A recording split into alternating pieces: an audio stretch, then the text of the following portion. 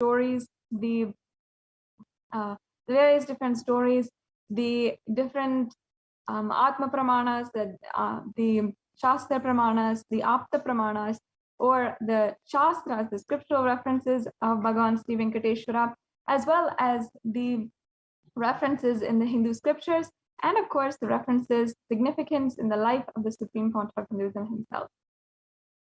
Venkateshwara is one of the most powerful modern day incarnations who happened in the Kali Yuga. Mahavishnu came down as Sheshadri Swamigal, and Bhudevi took birth as Padmavati, and they got married and stayed in the planet Earth with the body for at least 200 years, and created a beautiful kingdom, blessing the devotees with wealth, health, and all the auspicious things.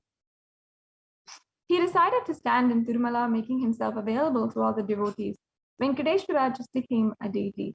The very body, how he is standing, he just became the Archavatar. And the Archavatar means the incarnation in the form of the deity to receive all the worship and devotion of the devotees.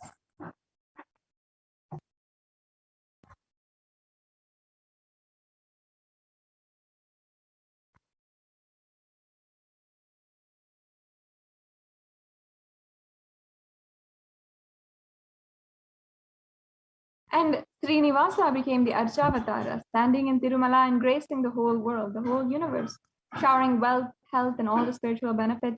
Venkateshwara has Sri Devi Mahalakshmi, the goddess of wealth and prosperity, within his chest. And this is one of the beautiful attributes of Bhagavan Sri Venkateshwara, among so many different characteristics, whether it is his compassion, whether it is his giving attitude, everything is such a beautiful attribute of Bhagavan Sri Venkateshwara. One very unique thing is the Vaidurya jewel of Venkateshwara. There's one jewel where Bhagavan Venkateshwara is wearing, which is still not able to be signified with any value. So on Venkateshwara's right chest, he is having the world's costliest jewel. He wears it on the Vaikuntha Ekadasi day, on the Srivatsam, and that jewelry is called Vaidurya.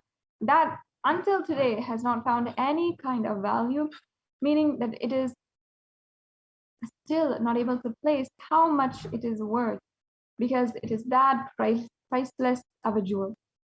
A great saint and enlightened master Ramanuja had a very beautiful teaching and was a great devotee of Bhagavan Sri Venkateshwara. He was once staying for many days in the Tirumala Tirupati temple, and he had gone with the devotees to the top of the hill and was doing this pilgrimage to the Venkateshwara Tirumala Tirupati temple. After going to the top of the hill, the devotees wanted to enjoy some of the food that they got along after being very hungry after a huge journey. So they had found some ants in their food, but Ramanuja immediately stopped them from killing the ants and packed all of the food away again with the ants inside of it and went straight back up the hill. Ramanujacharya had then let go of the food in the hilltops where the Tirumala Tirupati temple is. And he told the devotees, we don't know how many janmas all of these different ants had been waiting in order to receive the punya of Sri Venkateshwara.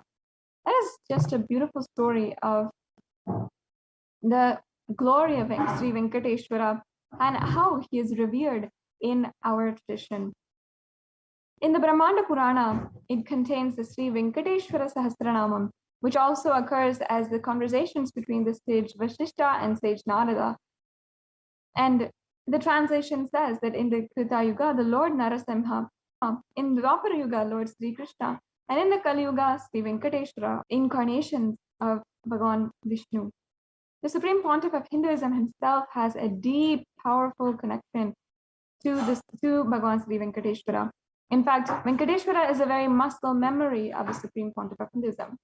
If you do not know, muscle memory is the layer within inside of you, which contains all of your physical habits, whether it is how you walk, the gait, your grace, everything is stored inside of your muscle memory.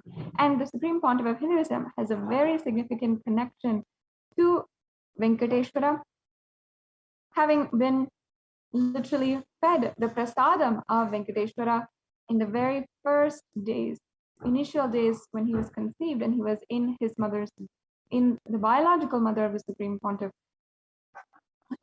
had announced that she was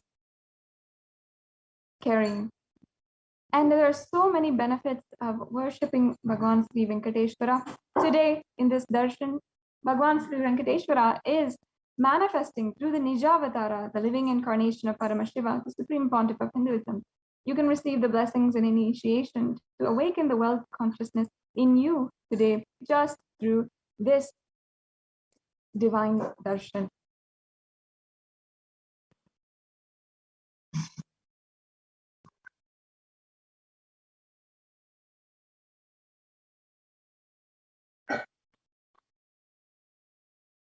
So now let us get into the concept of wealth in Sanatana Hindu Dharma. There are two dimensions of wealth, Shankanidhi and Padmanidhi. Shankanidhi means conquered wealth, conquered from natural resources. Padmanidhi means flowered wealth, like a lotus, created. Padmanidhi is made to flower from natural resources. So these are the two dimensions of wealth creation in the Vedic tradition. And also there are two major gods who are representing wealth, Kubera and Lakshmi. Kubera hoards wealth, hoards and on the wealth, and is representative of the treasury and the stock market. Kubera enjoys a subtle power that is holding wealth. Lakshmi can bring wealth and represents the flowering, circulating, and current wealth. Lakshmi uses wealth to enrich herself and the world. Lakshmi creates wealth effortlessly, uses it freely, and yes. So now let us get into the wealth creation in the Hindu way, how you can manifest wealth. Let us understand the powerful cognitions behind wealth. And first, before doing that, let's first break down how we are now understanding wealth. What is it that we see wealth? First of all, understand that life can be equated to two things. One is the ability to achieve what you want in the inner and outer world. And two, just getting stuck in both worlds. There are only these two equations. We never have a downside, we never have an upside. It is only these two things. One is the ability to achieve what you want in the inner and the outer world, and two is just getting stuck, running right, and not being able to be successful in either. Everybody wants wealth, but they do not increase the wealth and the life in them to the level that they want it. Wealth can be equated to the life energy you express. It is a straight question because as on now, a normal man has wealth as a first priority in life. So if you do not have wealth, don't blame anybody. You are not expressing life in you. Life energy is not happening in you. Well, this might be seeming harsh, that you might feel that you are having that life energy inside of you. Just take a few moments and see. For the amount of wealth that you feel that you want to have, and the amount of activism in your life that you need to create that wealth, are we really aligning these two? Life energy itself is powerful enough to generate the wealth that you want. Creating wealth is an intrinsic part of your life. Krishna says very beautifully in the Gita, Gahano karmano gatihi, meaning the universe by its nature works, works, and works. If you have at least the goal of creating wealth, you will be creative. Your energy will be channeled properly. The first priority in life should be for moksha, and the second, until the enlightenment happens, it is creating wealth.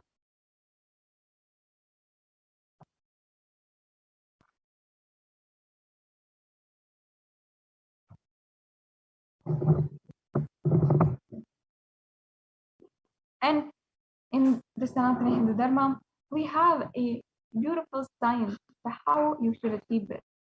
Creating wealth makes you non-violent. It makes your whole energy become creative.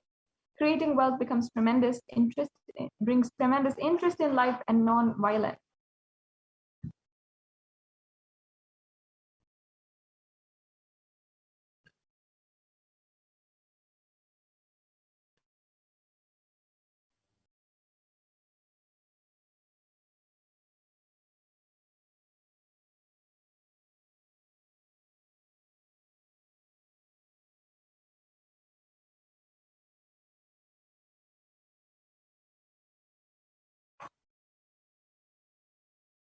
And wealth is not just an object or a thing to be achieved. Wealth is the very extension of you.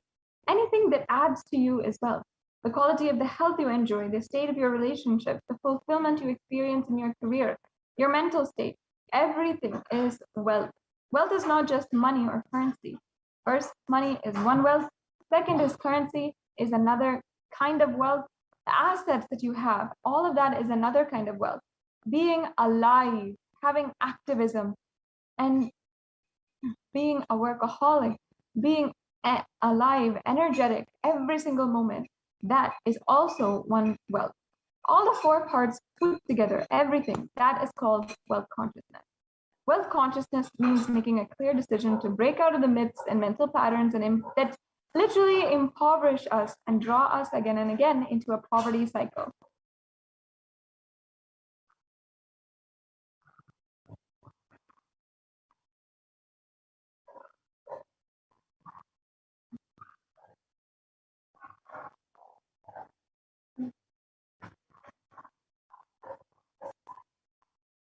And you don't manifest your desire, you manifest your cognition, what you cognize and perceive as reality.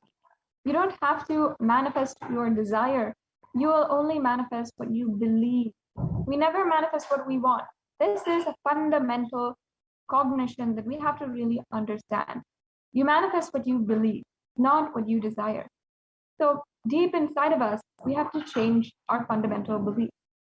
Many of us say, I really desire wealth, but deep down we believe that wealthy people are arrogant people, bad people. They do a lot of wrong things. If you believe that wealthy people are arrogant, bad, wrong, they do many things, and they exploit others, if you have that belief, how are you going to manifest wealth in your life?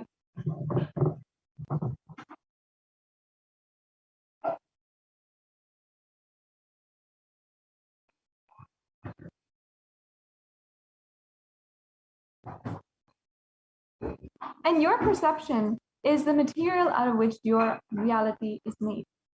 Just like a fabric that you make clothes out of. The very fabric, if you have that, then you cannot complain later that you don't like the material. You have to change the fabric that is there in the first place. If you desire wealth, you believe, perceive, cognize wealthy people are bad or wealth is too much responsibility, naturally you will not manifest wealth in your life. So let us now look at all the beliefs that you carry about. Let's give us a breakdown. And if you want, you can start to write down some of your own cognitions. Take ideas from what we are telling you, and you can see what all are your own cognitions. Deep down, truly internalize. Take a few minutes right now, grab a notebook and a pen, and do this exercise and see what are really the cognitions that you have about wealth. I promise you that if you do this just for 15 minutes and just analyze inside of yourself, and you start this process of deeply questioning your fundamental core beliefs, you will see how it starts a shift in you. Wealthy people are arrogant people, bad people. This is one of the common misconceptions that each and every one of us have.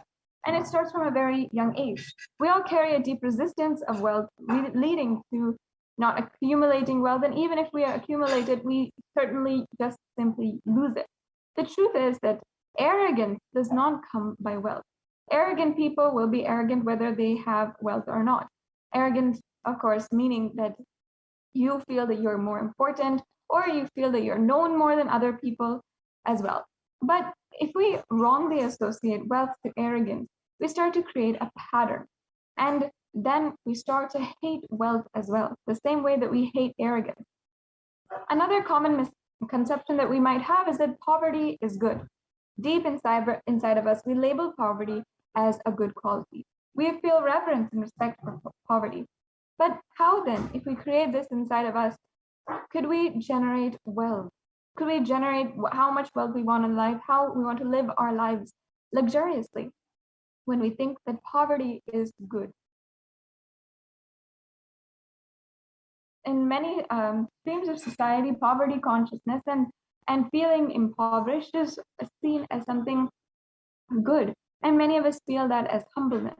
But often our arrogance and attachment to that mentality makes us more and more more and more impoverished and helps and makes us suffer more and more in our life. Finally, we have another here common misconception, which is that handling wealth is more responsibility. We may feel uncomfortable. We may not feel ready to take on the responsibility that comes with wealth. And we always see wealthy people have so many problems, have no time to do what they want. And that is always something that we have to break inside of us.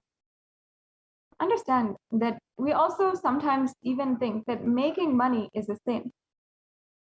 The truth is that you have to create as much wealth as you can, celebrate it, share it. Wealth consciousness is a highly creative way of doing that.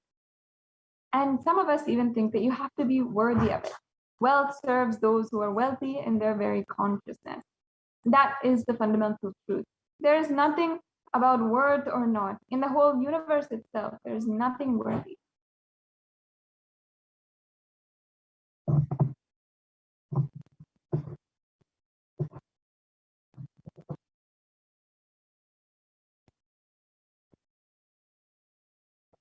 Yes. So we always have to understand anything you cognize, you create a certain energy field about your cognition. You attract situations, people, everything around you to make that cognition into reality. All you need is will persistence. Your decision, you are not going to give up your intention, is will persistence.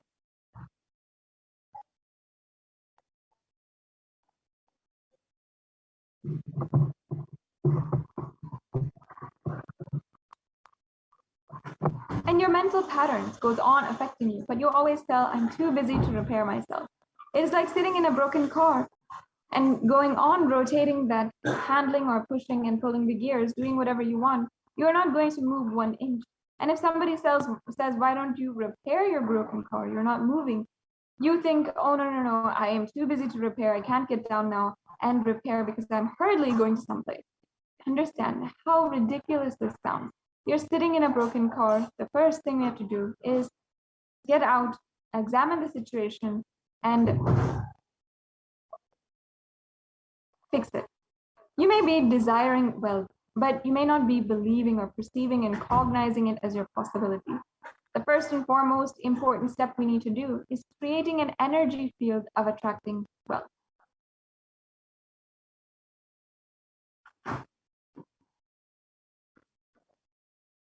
Yes, and who better to be able to do this than with the Supreme Pontiff of Hinduism himself? The Supreme Pontiff of Hinduism has literally given us the sacred secret, the cognition. Just by listening, you can shift everything inside of you and have a breakthrough in your wealth consciousness today. I know that there are so many people out there who are waiting to have that breakthrough in wealth consciousness. So let's now watch beautiful satsang where Swamiji himself delivers.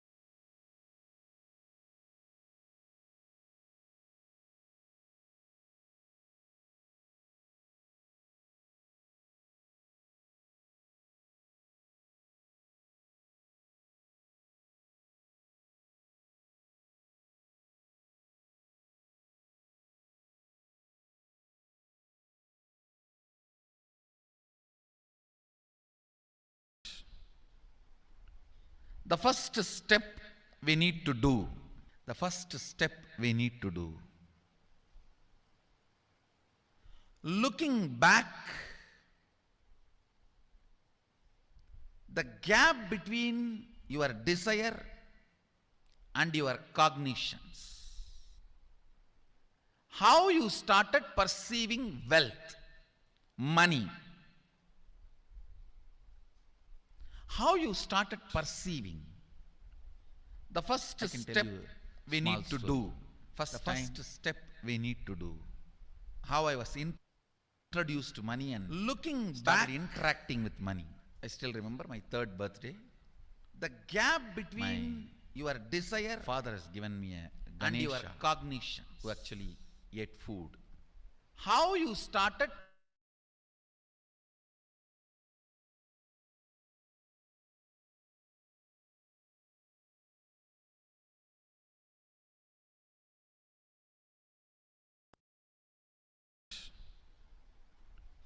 the first step we need to do, the first step we need to do, looking back, the gap between your desire and your cognitions, how you started perceiving wealth, money, how you started perceiving. I can tell you a small story. First time, how I was introduced to money and started interacting with money. I still remember my 3rd birthday. My father has given me a Ganesha, who actually ate food. If you have read my biography, you would have read the incident. If you are interested, you can go to YouTube, where I have narrated the whole story. I was given that Ganesha as a gift, and I was so curious and busy with playing with the deity. And then in Indian village we have a habit, all the family elders will give coins on the birthday as a gift to the kids.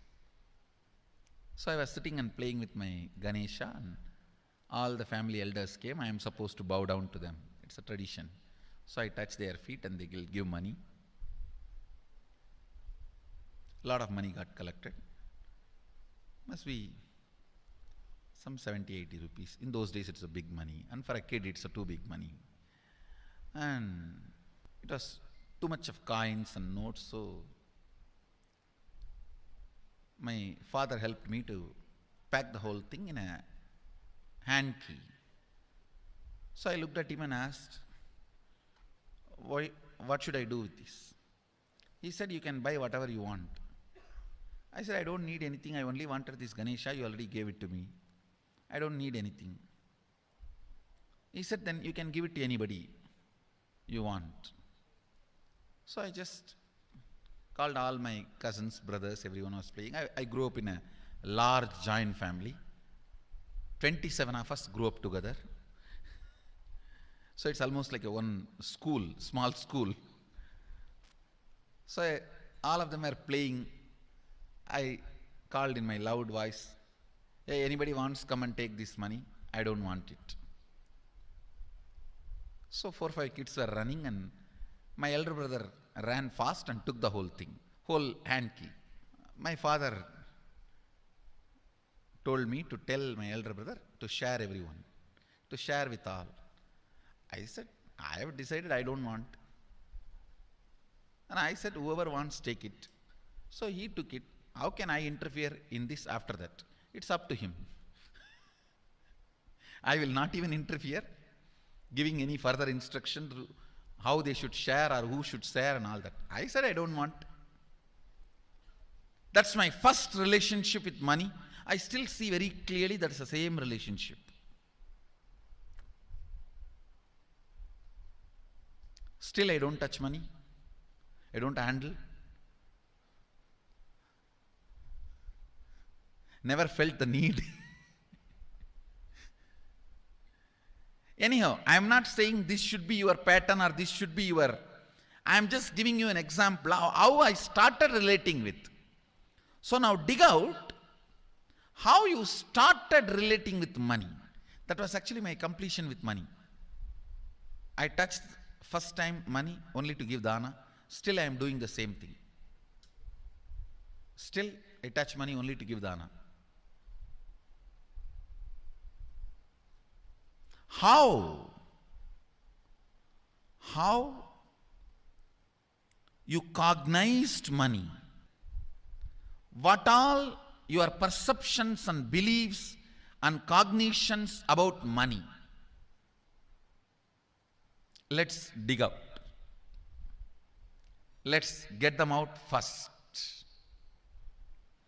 The moment you remember money, does it bring tremendous pain, suffering, impossibility, all that in you? What is the emotion or energy it invokes in you?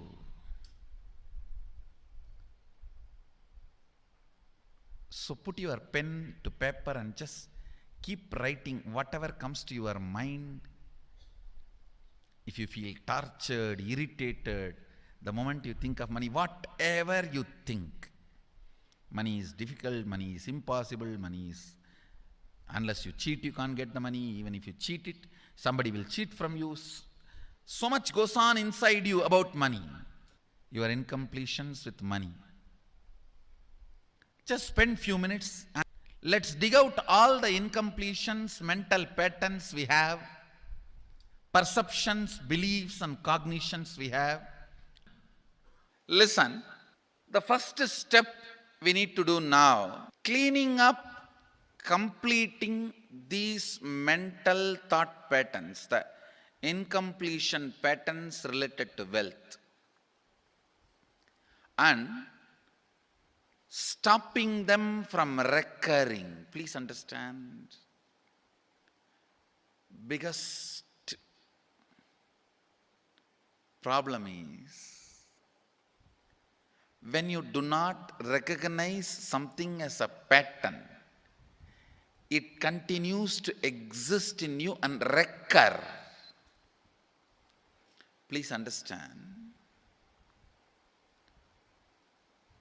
Recurring.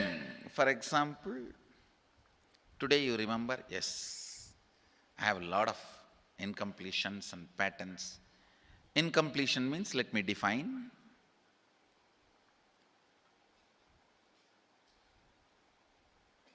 Your past sitting in your present, not letting you live your future, is incompletion.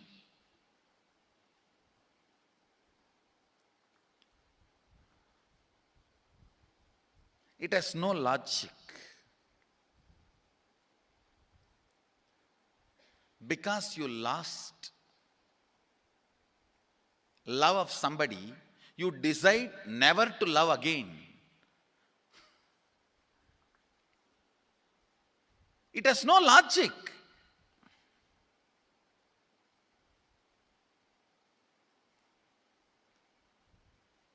Tons of negative decisions, cognitions you make about life is incompletion. I'll give you one small example. 8-year-old kid is in the classroom. Teacher asks, who is the first Prime Minister of India? The kid jumps on the bench and shouts, Mahatma Gandhi. Naturally, the whole class laughs. Because Mahatma Gandhi is not, neither is Mahatma nor he is first Prime Minister. Okay, that you leave it. When the whole class laughs, she decides never to come in the front, jump up and be active. Even after 50 years, if she becomes a CEO of a company, in the team meeting, her ideas to somebody else and somebody else will be presenting. even if she is the head of the meeting, she will continue to suffer the decision she made at the age of 8. How many of you see this is happening even in your life in some form? That is what I call incompletion.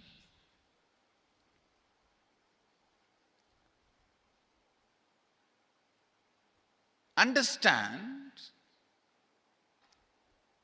there is a very powerful science by Sadashiva in Agama.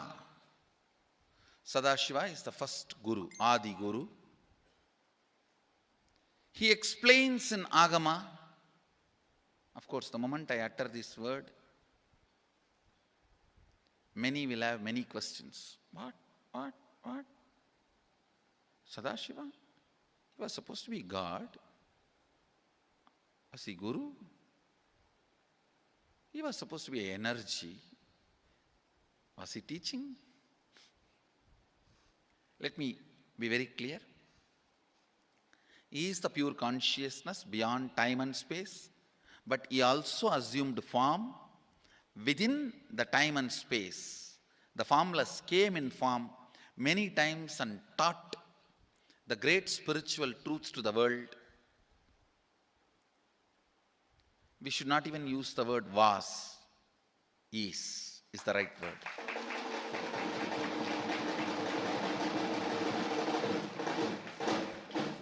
He gives a beautiful science of completing with this incompletion patterns, known, unknown.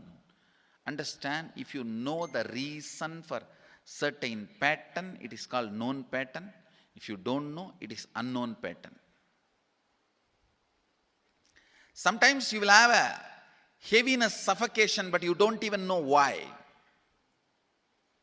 That is unknown pattern. Sometimes you know why you are going through what you are going through. That is known pattern. Known or unknown, you can complete. You can be out of it. It is possible. It is possible. I'll explain this science of completion. Understand, this one technique can help you whether you want to get rid of your headache or your whole ignorance and get into enlightenment. Whether you want as simple as healing your headache or as complicated as enlightenment. Anything, this one technique can give you. This one technique, it is a complete end-to-end, alpha to omega.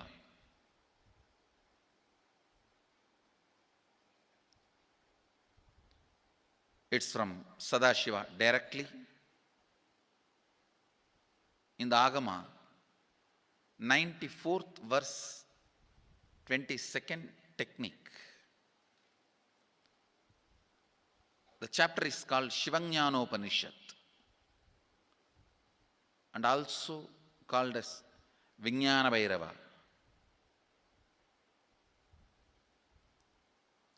Chittatyanta kritir nasti mamantar bhavayet iti vigalpanam abhavena vigalpair uchito bhavet. You don't have to remember. I am uttering every time so that I will remember. That's all. No, it is just to keep the purity of the teaching. I want all of you to know, whatever I am sharing with you is my personal enlightenment experience, which is in tune with the earlier master's experience. My pramana in tune with pramana means the earlier masters. The Shastra. Only that can become your Sakshi Pramana. Never learn from a person who does not know Pramana, enlightenment. He will be only Pandit, repeating. Same way, never learn from a person who claims, yes, enlightenment, but does not keep his experience in tune with the Shastra Pramana and shares with you. It's always dangerous. Maybe it must have been good for him, but we don't know whether it is good for all of you. The Atmana should always be acid washed with Apta Pramana, Shastra Pramana. Only that should become, only that can become Sakshi Pramana, experiential reality for you. Never learn from anybody who has only knowledge, not experience. Same way, never learn from somebody who claims having only experience and does not connect, purify, make it in tune with the Shastra and presents it to you. There is always a danger.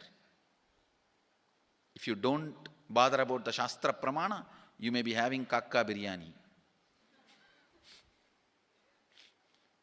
Be careful. Listen. To keep the purity of the teachings, I keep the original Sanskrit verses. I'll give you the translation now. Consciously feel within the mind stuff of past memories of incompletion with its activities as mind, intellect and ego not existing in me. By contemplating this way in your inner space, disidentify from the past impressions and memories of completion. Put your active attention at the space of past happening. Relive these imagined impressions and memories of incompletion. Then the mind stop having fully ceased from its present characteristics of forming thought patterns and cognitions is complete. Thus you become complete and achieve the original space of complete completion. Listen. Now I will explain. I have read out the translation. I will explain what to do. Now you wrote many of the patterns, incompletions, thought currents you are having about money, ideas, cognition about money from the young age. Do only one thing.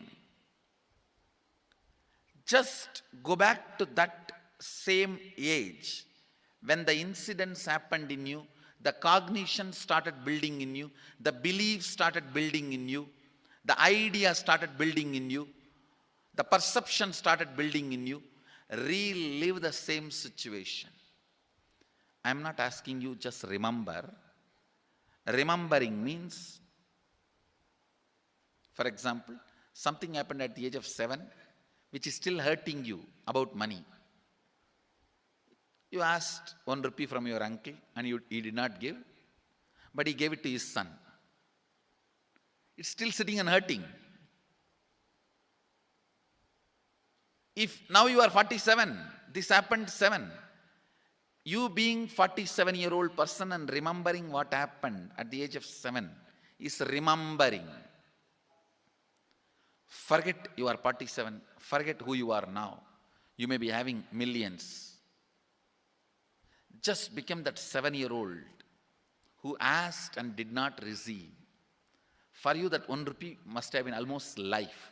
I have seen people, they develop even wheezing when they were not given as simple as a chocolate or an ice cream by their friend or family or brother. I've seen.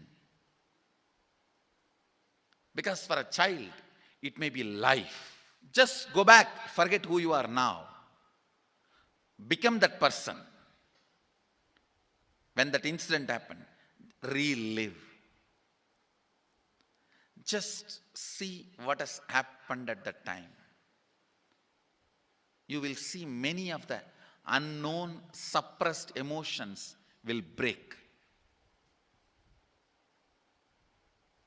And I tell you, many diseases will be healed.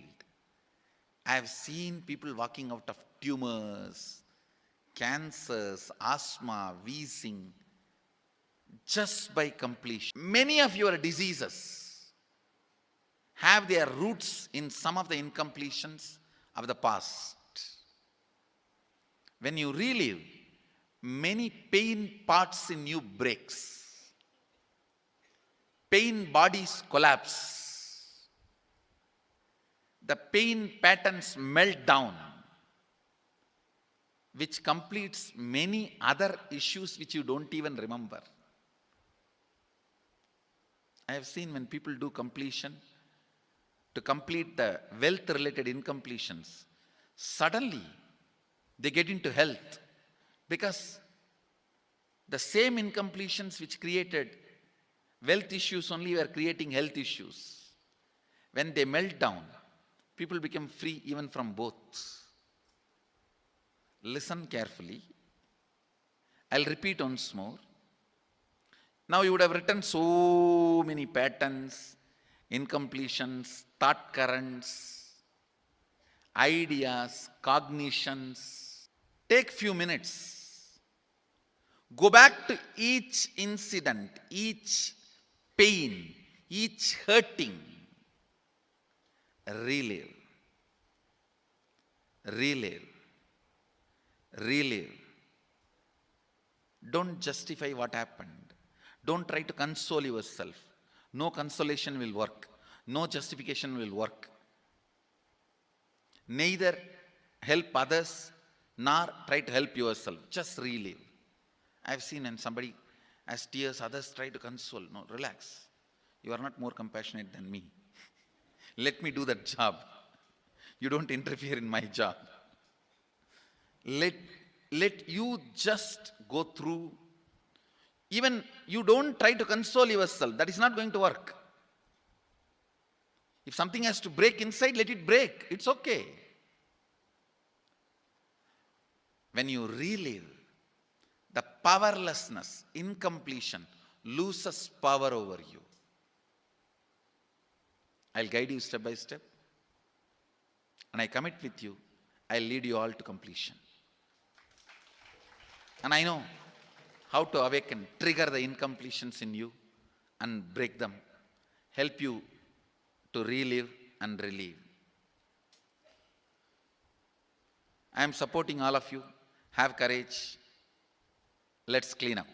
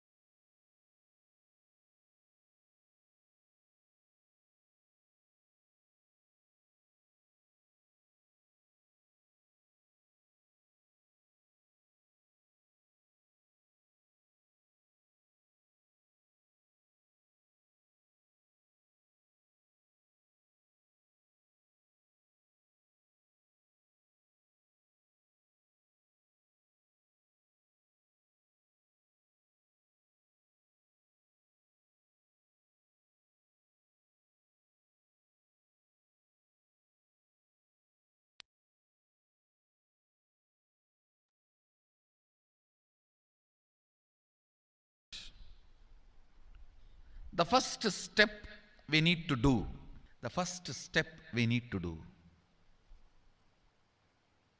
looking back, the gap between your desire and your cognitions. Yes. How you started Now perceiving let us wealth, enter into the money. next segment and enter into the exercise. How you started perceiving.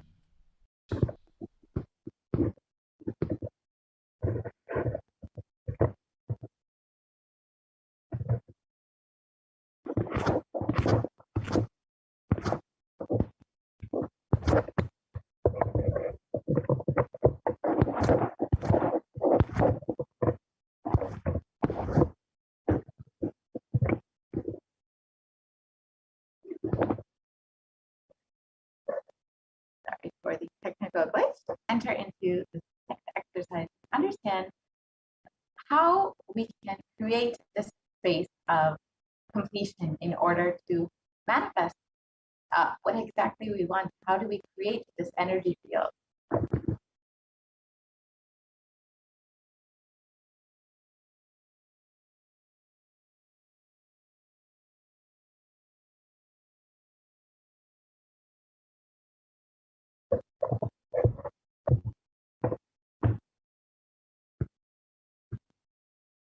So we can go ahead and enter into the exercise of all of the incompletions and patterns you carry about wealth and create a right space, a powerful magnetic energy center in you to attract wealth, situations, and people that support you to create wealth like a magnetic energy center for manifesting wealth the way that you want. So let us first complete with all our incompletions as well. Dig out all of the incompletions about money, whether it is about making money or about saving money, whatever the incompletions may be. Just start digging out whatever incompletions, incomplete cognitions that you carry about wealth. Keep writing whatever comes to your mind the moment you remember money. Does it bring tremendous pain, suffering, impossibility? All of that in you. What is the emotion or energy it invokes in you? You think of money, whatever you feel and think. Money is difficult, money is impossible. Unless you cheat, you can't get money. Even if you cheat, somebody will cheat from you.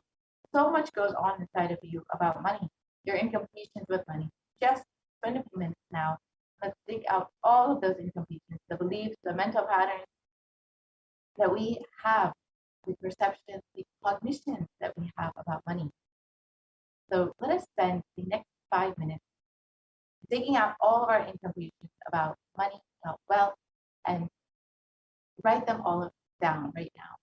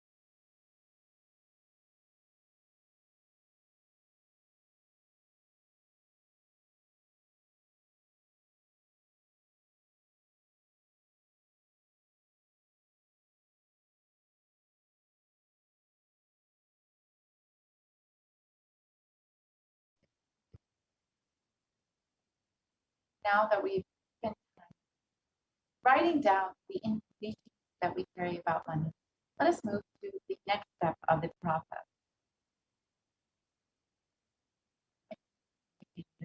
Slide, please.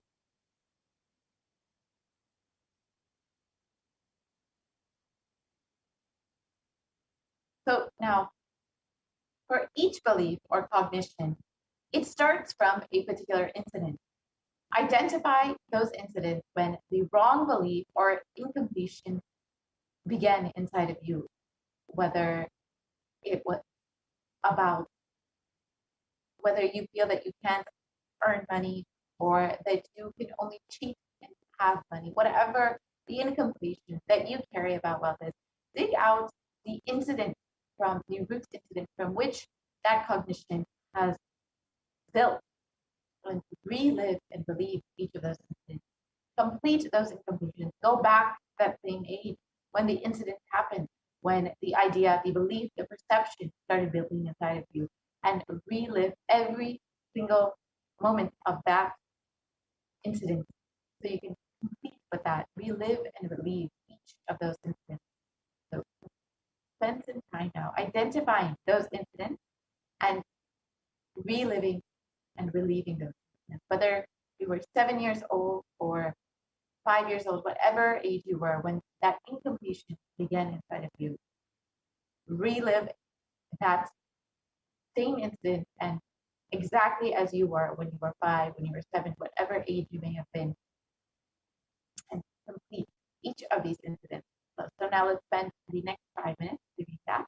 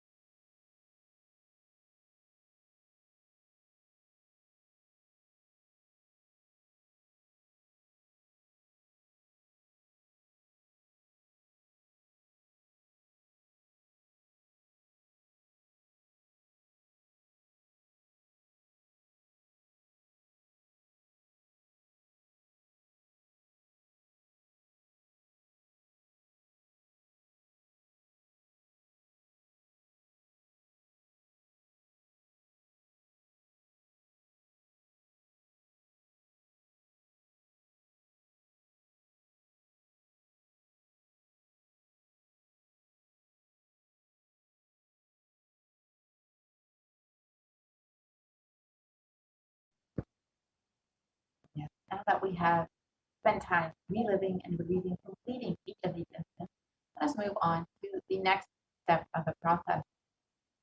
Now, let us consciously decide what it is that we want to manifest within the next 3 months in the dimension of wealth.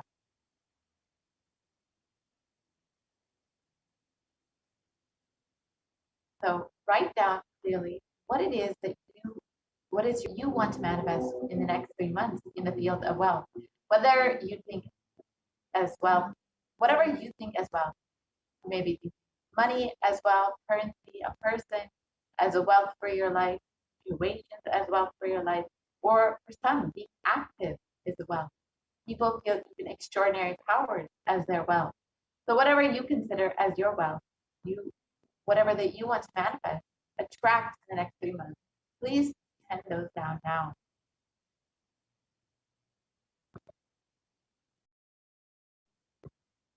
Yes. So we will spend the next 5 minutes penning down what it is that we want to manifest in the dimension of wealth.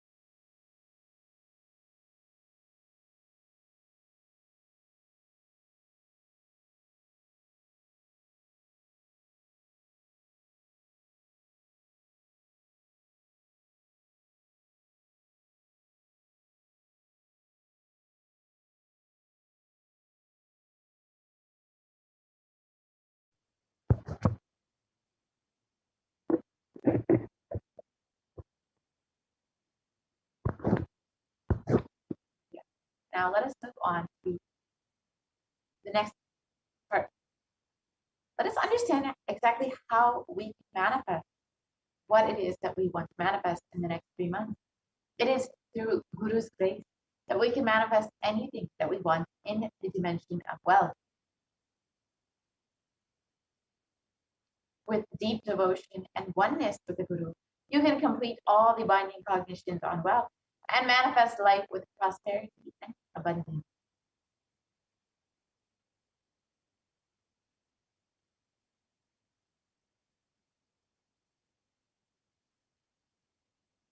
In the Guru Gita, it describes the Guru. The syllable Guru is darkness, and the syllable Guru is said to be light. There is no doubt that the Guru is indeed the supreme knowledge that swallows the darkness of ignorance.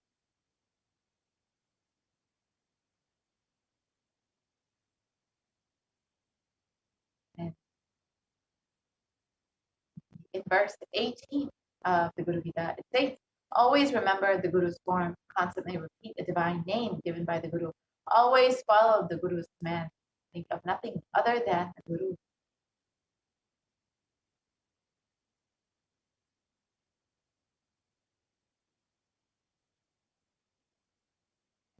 Verse 11 states, out of compassion for you, I shall tell you how the embodied soul becomes Brahman, having been purified of all sins by serving the feet of the Guru.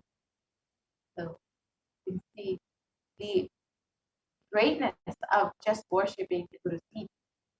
So who is a Guru? The Guru is not a vyakti, a person, as you imagine. He is a tattva, a principle. He is simply the physical representation of the divine.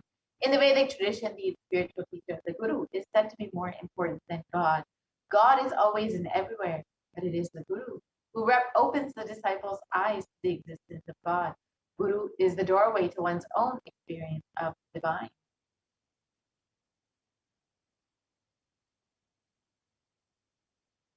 Guru exists as the embodiment, the manifestation, manifest form of God, Paramashiva, and God, Paramashiva, is the unmanifest form of Guru.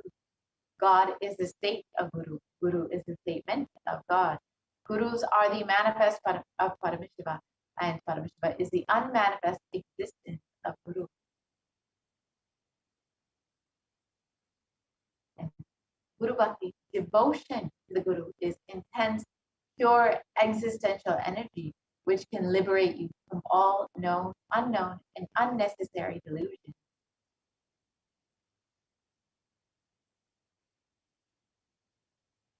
So just worshiping the feet of the Guru is enough to liberate you from all of your incompletion with wealth and help you manifest what it is that you want in the dimension. So in the coming segments, we will understand how to offer our love and gratitude to the Guru through the various offerings. Now we will be having a very special program, the Venkateshwara readings, with the blessings of the Supreme Concept of Hinduism, Jagadguru Mahasannidhanam, His Divine Holiness, Bhagavan Nithyananda Paramashivam. A group of disciples have been initiated to have the Sarupya of Venkateshwara, embodying the grace and form of Venkateshwara. So anyone can ask any questions or prayers to Bhagavan Venkateshwara, and Bhagavan Venkateshwara will respond to the initiated disciples. So now you have an opportunity to ask your questions in the Venkateshwara reading directly to Bhagavan Venkateshwara and receive your prayers, blessings answered. So you can go ahead and fill out your questions at tinyurl.com/reading. So we will project that form for you for a few moments. So you can go ahead and visit and fill out any of your questions or requests for blessings from Bhagavan Venkateshwara.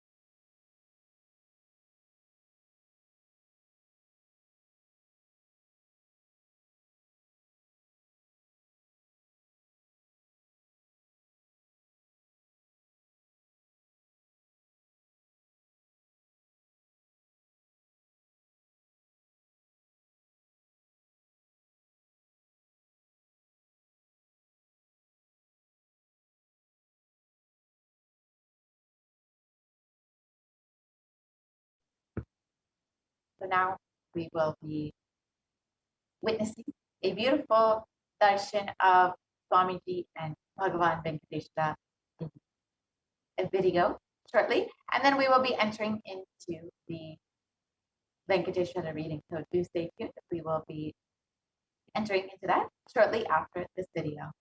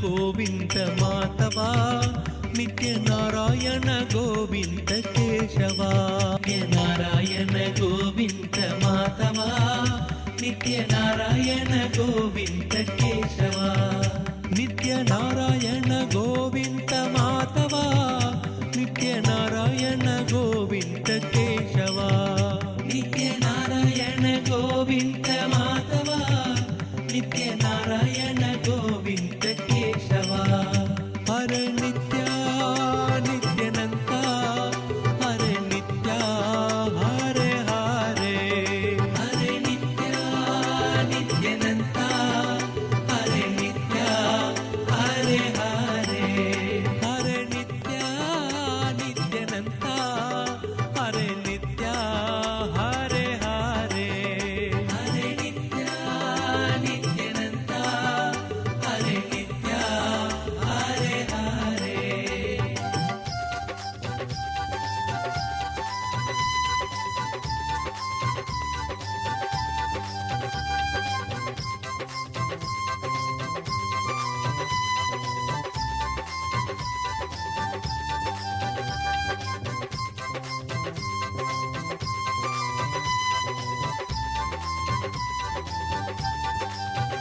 नित्य नारायण गोविंद माधवा नित्य नारायण गोविंद केशवा नित्य नारायण गोविंद माधवा नित्य नारायण गोविंद केशवा नित्य नारायण गोविंद माधवा नित्य नारायण गोविंद केशवा नित्य नारायण गोविंद माधवा नित्य नारायण गोविंद केशवा हर नित्य नित्यानंता हर नित्य हरे हरे हर नित्य नित्यानंता हर नित्य हरे हरे हर नित्य नित्यानंता हर नित्य हरे हरे हर नित्य नित्यानंता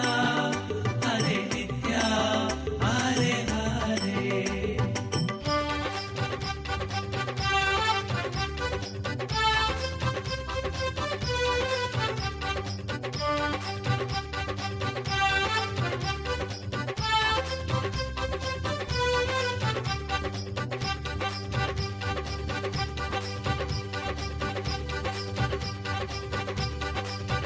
नित्य नारायण गोविंद माधवा नित्य नारायण गोविंद केशवा नित्य नारायण गोविंद नित्य नारायण गोविंद केशवा नित्य नारायण गोविंद माधवा नित्य नारायण गोविंद केशवा नित्य नारायण गोविंद माधवा नित्य नारायण गोविंद केशवा नित्य नारायण गोविंद माधवा नित्य नारायण गोविंद केशवा नित्य नारायण गोविंद माधवा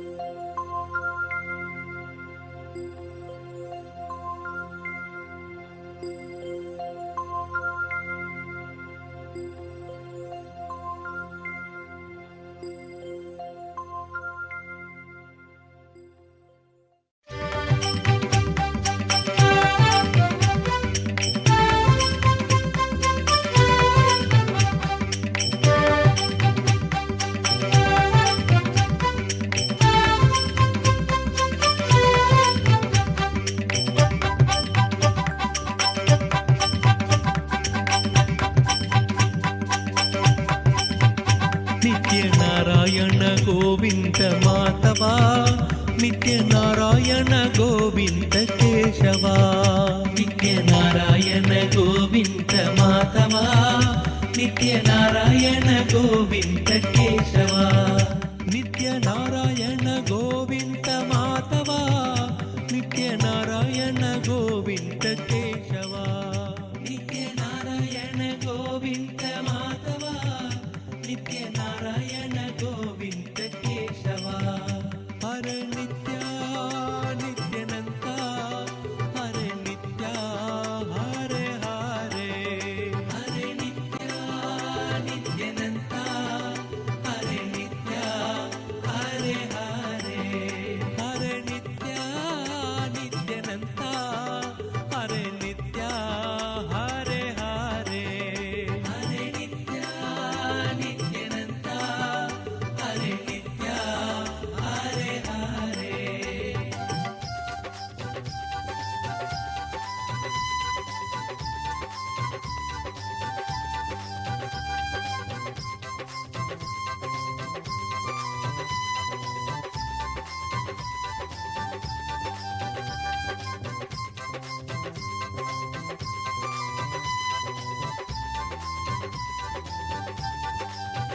ನಿತ್ಯ ನಾರಾಯಣ ಗೋವಿಂದ ಮಾಧವ ನಿತ್ಯ ನಾರಾಯಣ ಗೋವಿಂದ ಕೇಶವ.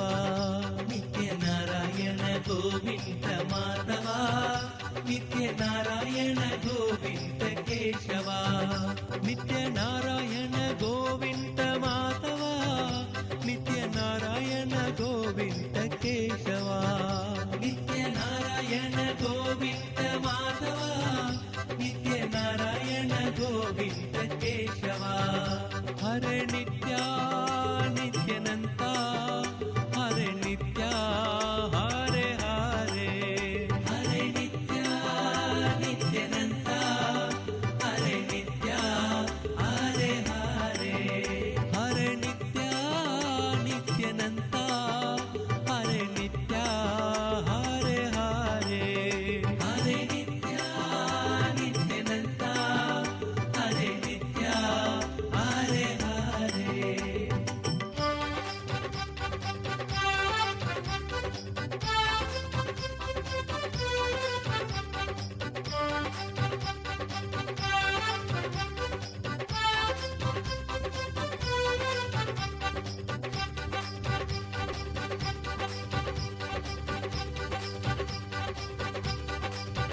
ನಿತ್ಯ ನಾರಾಯಣ ಗೋವಿಂದ ಮಾಧವ ನಿತ್ಯ ನಾರಾಯಣ ಗೋವಿಂದ ಕೇಶವ.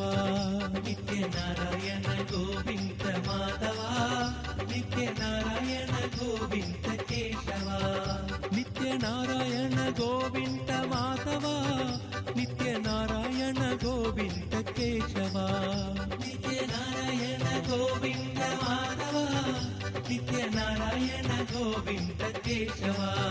ನಿತ್ಯ ನಾರಾಯಣ ಗೋವಿಂದ ಮಾಧವ ನಿತ್ಯ ನಾರಾಯಣ ಗೋವಿಂದ ಕೇಶವ. ನಿತ್ಯ ನಾರಾಯಣ ಗೋವಿಂದ ಮಾಧವ.